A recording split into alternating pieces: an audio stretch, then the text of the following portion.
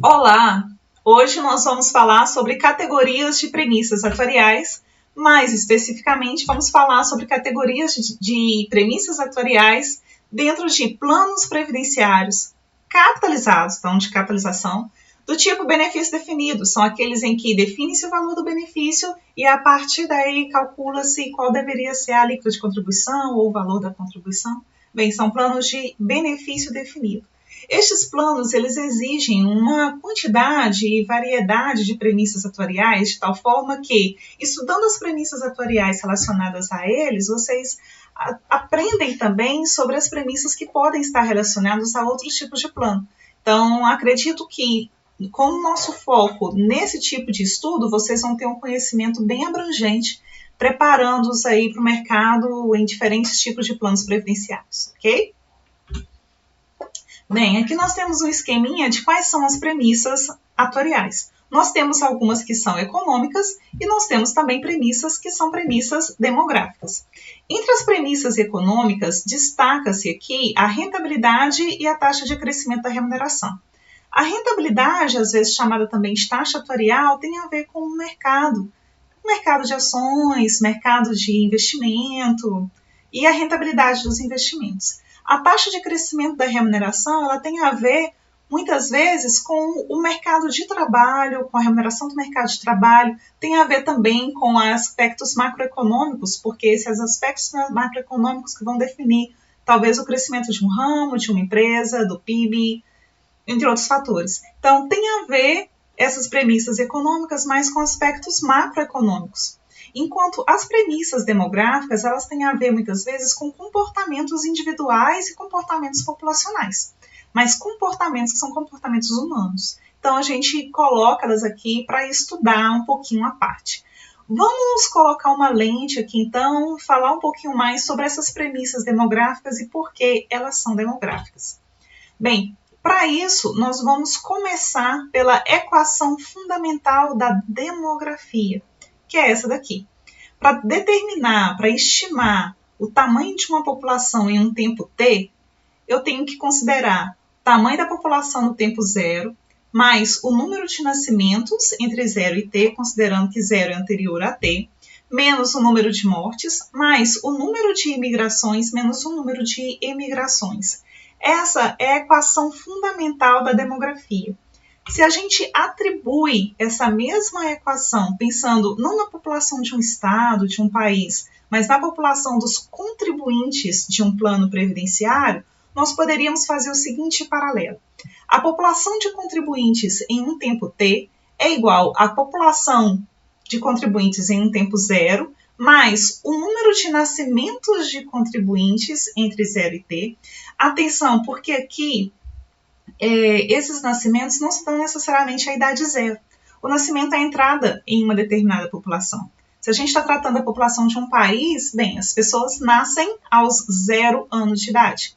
Mas dentro de uma empresa, elas podem nascer com idades diferentes. Então, para definir aqui a quantidade de nascimentos, nós temos que fazer algumas premissas sobre a forma de entrada em uma determinada instituição ou em determinado plano.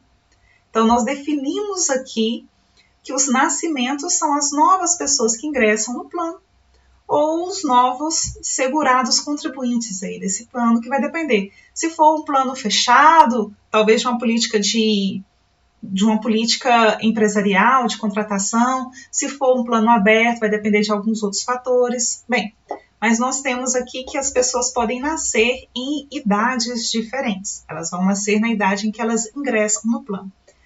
Temos também que descontar o número de mortes. Mas, bem, na população como um todo a gente fala mortes, a pessoa vai sair da população por morte. Mas aqui a gente pensa que a pessoa pode sair não só por morte, mas por outros tipos de decremento. Né? Incremento se aumenta a população, decremento se diminui a população. Esses decrementos poderiam ser morte, mas poderia ser também invalidez, a pessoa poderia sair da situação de contribuinte porque ficou inválido. Demissão, exoneração, aposentadoria são saídas da situação de contribuinte. E nós ainda temos uma situação de possibilidade de imigração e emigração. Dentro de uma população de um país, de um estado, a gente pensa em imigração e migração quando a pessoa sai de um para o outro. Em planos previdenciários, a gente pode fazer o mesmo paralelo. A pessoa pode sair de um plano previdenciário e ir para outro plano previdenciário ou outro regime previdenciário. Na previdência complementar, isso se dá pela portabilidade entre planos. Então, a gente pode ter imigração ou emigração por portabilidade.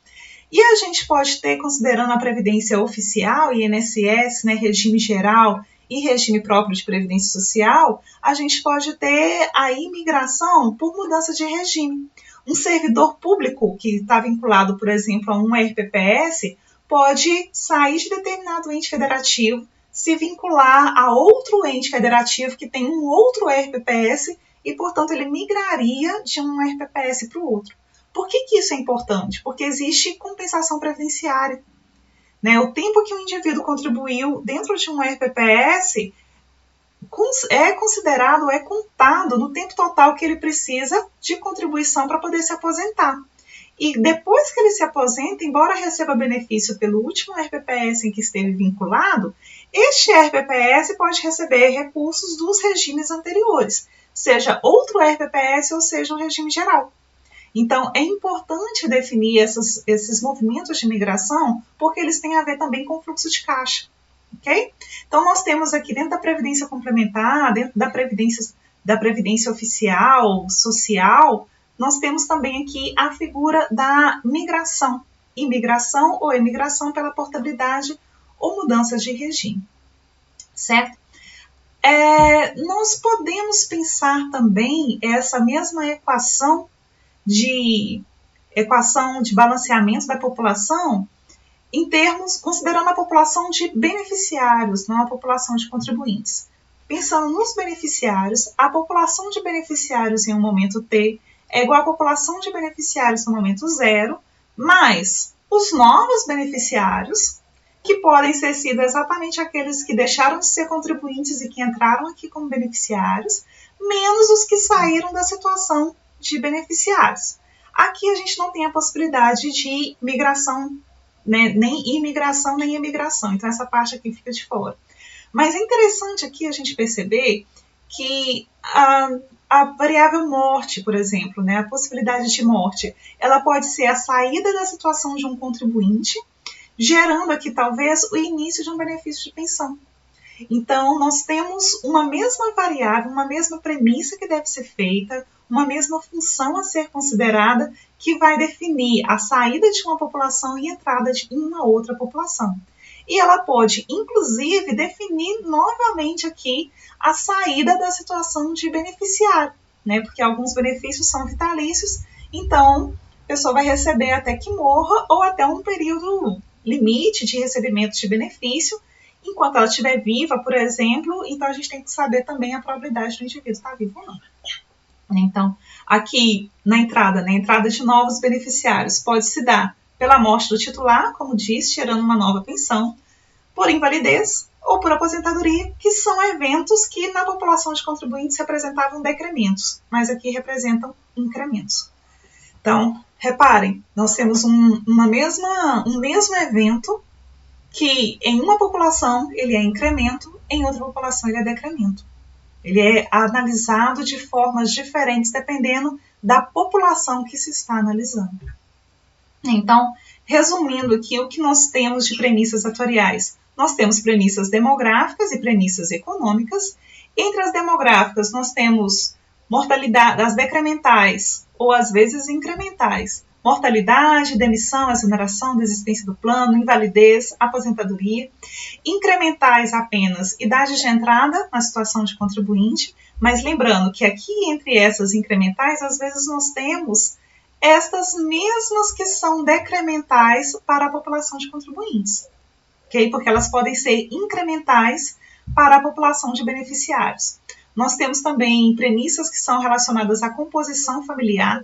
Por quê? Se existe a possibilidade de recebimento de pensão, nós temos que pensar que quais são as características dos indivíduos que vão receber a pensão.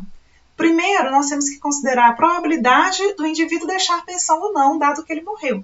Então, nós temos que considerar aqui a probabilidade de ter dependentes. e também a idade desses dependentes, porque a essa idade vai ser atrelada uma probabilidade de morte, definindo aí o tempo de recebimento do benefício.